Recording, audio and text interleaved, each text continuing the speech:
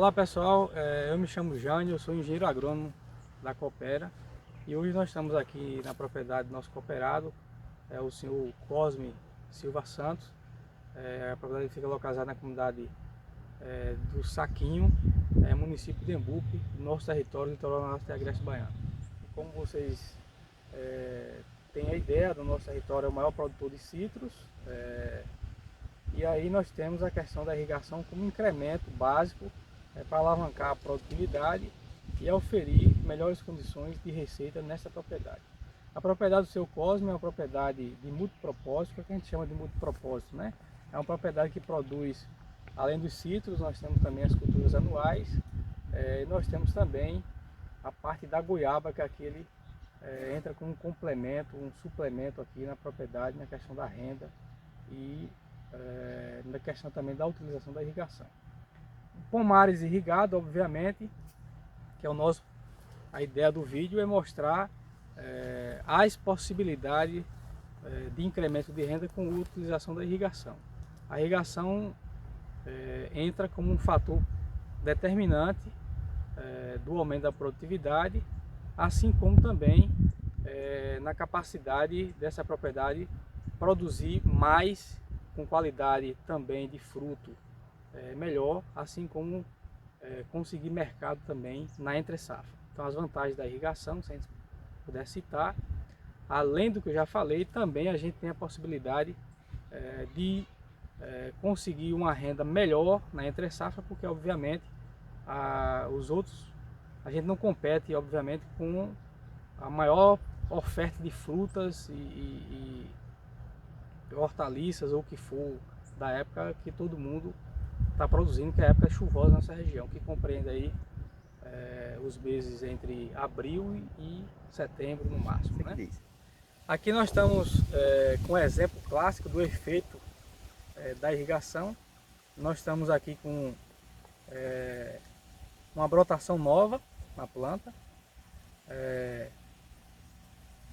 a flor, um fruto recém e um fruto em desenvolvimento e obviamente um fruto já no processo de maturação, já para colheita. Nós estamos na estação verão, né? Onde o regime pluviométrico na nossa região é muito baixo, e aí a irrigação entra com um efeito significativo de suprimento da demanda hídrica dessa planta. Então nós temos aí em propriedades como essa aqui de um agricultor familiar, que tem a capacidade, com a cultura do limão irrigado, de conseguir colheitas aí mensais, né? Então mais uma prova do benefício extraordinário da irrigação na propriedade. E a irrigação, nós temos aí 4 métodos mais utilizados, que são a irrigação por aspersão, a irrigação por superfície, irrigação subsuperficial e irrigação localizada. Nós obviamente recomendamos para culturas perenes, como é o citros, a irrigação localizada. Então o método é exatamente esse. Por que localizada? O próprio nome já diz que é localizar a água de irrigação próximo ao sistema radicular da planta, para poder aperfeiçoar a absorção e obviamente diminuir os gastos com água, porque vocês podem observar nas culturas perenes a gente tem as entrelinhas que não tem cultivo, né? Então a gente estaria desperdiçando água com outros métodos se não fosse localizado. O método de irrigação localizado, nós podemos destacar 2 sistemas de irrigação. Um sistema de irrigação por gotejamento e o outro sistema de irrigação por microaspersão, ambos considerados de irrigação localizada. Aqui nós estamos com um exemplo prático de um método de irrigação localizada com um sistema de gotejamento. Vocês podem observar aqui o gotejo, que a gente chama, essas gotículas de água que é constante, de forma contínua, com a linha de irrigação, formando aqui o que a gente chama irrigação com bulbo contínuo.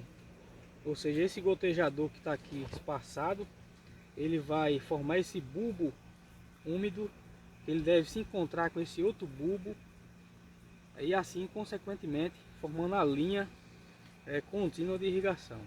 Por outro lado, nós temos aqui um sistema que ele é pressurizado, ou seja, precisa de uma bomba para poder injetar a água de irrigação.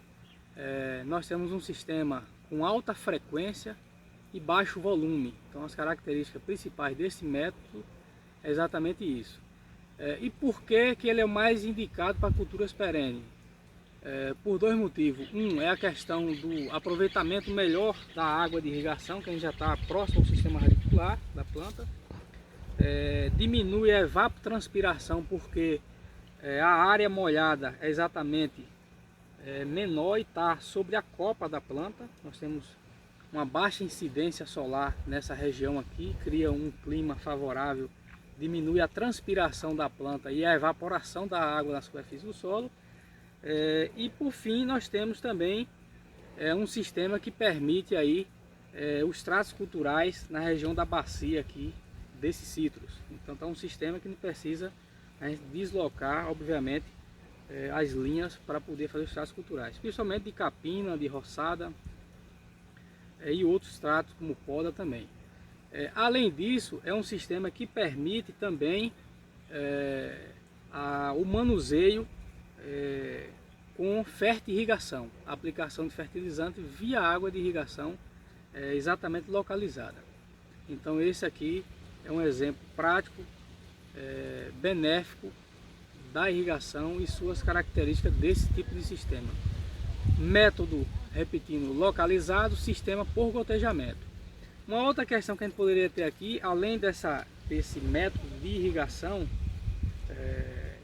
localizado por sistema de gotejamento, poderia ter o microaspersão. Então nessas linhas aqui, entre uma planta dessa de citros e outra, a gente poderia ter um microaspersor, né, irrigando com um raio baseado no espaçamento da planta. Exemplo, nós estamos aqui com o espaçamento de 3 metros, a gente poderia ter um microaspersor que tinha um raio, né, de 3 metros para jogar água. Então a água chegaria na planta para lá, desse lado, e mais 1,5 metro para o outro lado. Então a gente teria aqui também um outro efeito bastante interessante desse método de irrigação.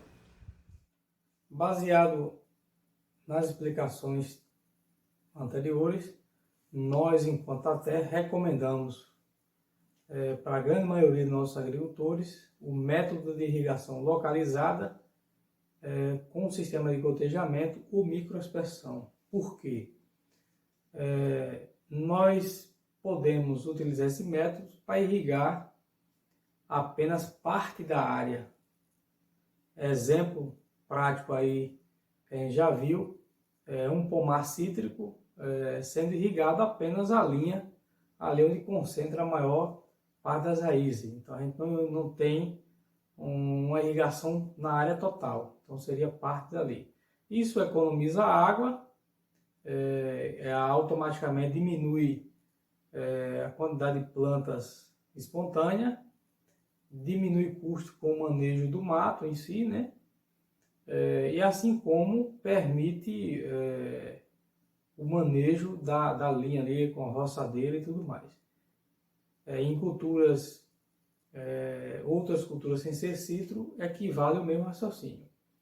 Além disso, a gente tem a menor perda de água por percolação e escoamento superficial, assim como os ventos, né? Diminui sobremodo aí a perca de água por esses métodos. Essa percolação que a gente chama, em outras palavras, é a perca de água no perfil do solo por processo que a gente chama aí de percolação, a permitir que a água fuja aí do alcance das raízes, né?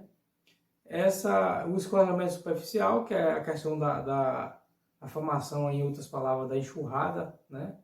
A gente não tem isso porque a água é localizada no sistema próximo da absorção ali.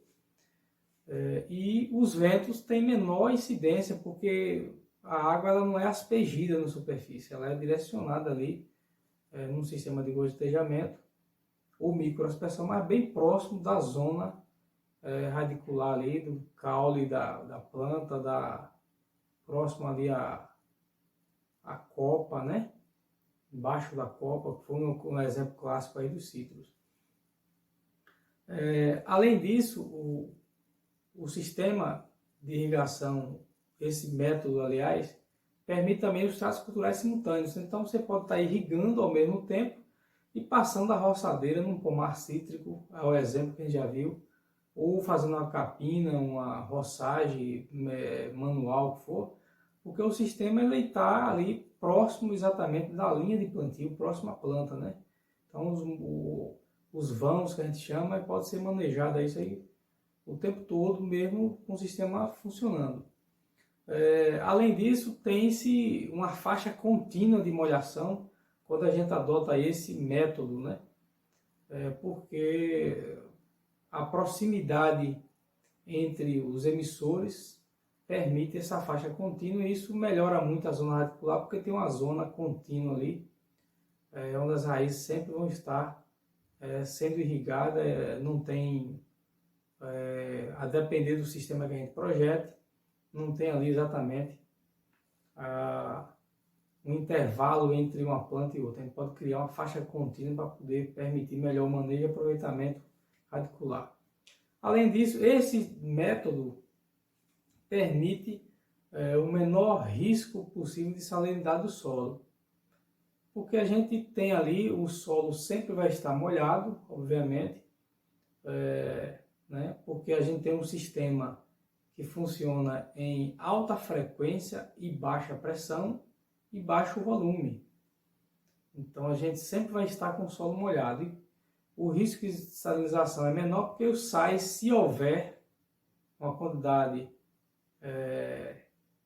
de sais que ainda se permite o cultivo, vai estar sempre dissolvido na água ali, e o solo vai estar sempre úmido, então não vai permitir aí a ascensão, a subida desses sais para a superfície. O outro caso é com os próprios sais do solo, né, que às vezes poderá, a depender da região, da situação, reações químicas que possa acontecer, essa ascensão de sais também nesse sistema diminui bastante. Outra vantagem é a possibilidade de incorporação da fertirrigação, que é a adubação líquida, né? Colocar adubo na água de irrigação e levar isso para a planta. Assim como permite a quimigação, que é a utilização de defensivos, seja eles naturais ou sintéticos, na própria água de irrigação. Isso, de sobremodo, é vantajoso porque diminui as percas pela questão da fotólise, né, que é a questão da ação do sol sobre o adubo, assim como diminui a questão do uso da mão de obra nas adubações convencionais. A questão do controle sanitário também é evidente, porque nós temos duas situações. A água ela não é aspergida sobre as folhas da escultura, nesse método.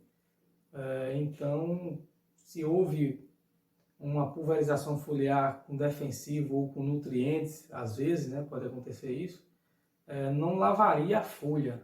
Então, a água é exposta ali, próximo à zona radicular de absorção.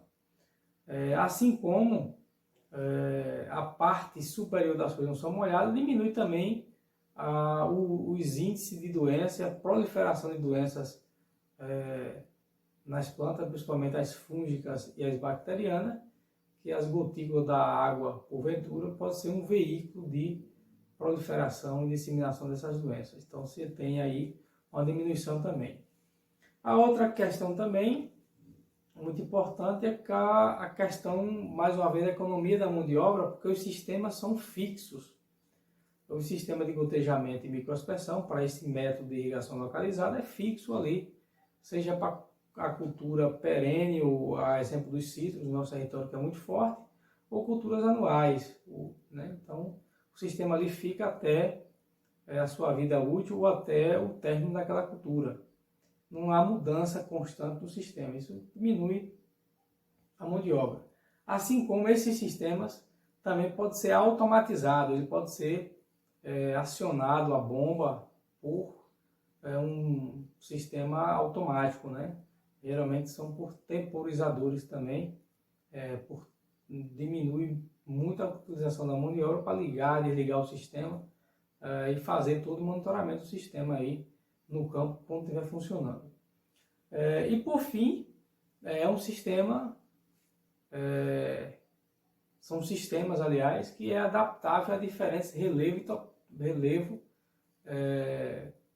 ou topografia, como a gente queira chamar aí, de solos ondulados, solos planos, áreas aí levemente onduladas, e a gente pode dispor esse sistema. Agora, qual que é mais interessante? Nenhum método de irrigação ele funciona bem se não tiver um bom manejo de irrigação. No manejo da irrigação que a gente corrige eventualmente qualquer eventualidade que possa acontecer, as falhas do próprio sistema. Na parte do manejo, que é a seguinte, eu vou tratar essas questões com vocês. Até a distância. É uma adaptação das atividades de assistência técnica e extensão rural do Bahia Produtiva, projeto do Governo do Estado da Bahia, por meio da Secretaria de Desenvolvimento Rural do Estado da Bahia, executado pela CAR, Companhia de Desenvolvimento e Ação Regional, com recursos provenientes de acordo de empréstimo com o Banco Mundial.